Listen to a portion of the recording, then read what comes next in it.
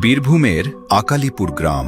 এই গ্রামের বুকেই রয়েছে এক প্রাচীন ও রহস্যময় কালী মন্দির।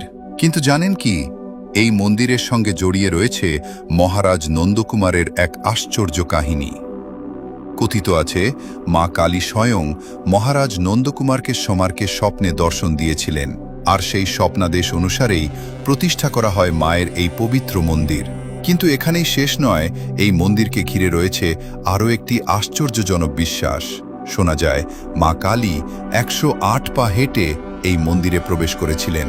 108, এই সংখ্যাটির সঙ্গে মন্দিরের একটি বিশেষ সম্পর্ক রয়েছে বলে বিশ্বাস করেন অনেক ভক্ত। কথিত আছে, কালী মহারাজ নন্দকুমারকে স্বপ্নে বলেছিলেন মায়ের উদ্দেশ্যে 108 রকম বলি দিতে হবে, আর সেই 108 ধরনের বলির মধ্যে একটি ছিল নরবলি। তবে এখানে একটি বিষয় মনে রাখা জরুরি। নরবলি সম্পর্কিত এই কাহিনী মূলত প্রচলিত লোককথা ও জনশ্রুতির অংশ। এর ঐতিহাসিক সত্যতা নিয়ে নিশ্চিত প্রমাণ পাওয়া যায় না। তবুও মা কালীর এই প্রাচীন মন্দিরকে ঘিরে থাকা বিশ্বাস, রহস্য আর অসংখ্য ভক্তের আস্থা আজও মানুষকে আকৃষ্ট করে। দূর দূরান্ত থেকে ভক্তরা আসেন মায়ের দর্শন করতে। মহারাজ নন্দকুমারের সেই রহস্যময় কাহিনী আর মা কালীর স্বপ্নাদেশ সব মিলিয়ে আজও এই স্থান ভক্তদের কাছে অত্যন্ত পবিত্র ও রহস্যময়।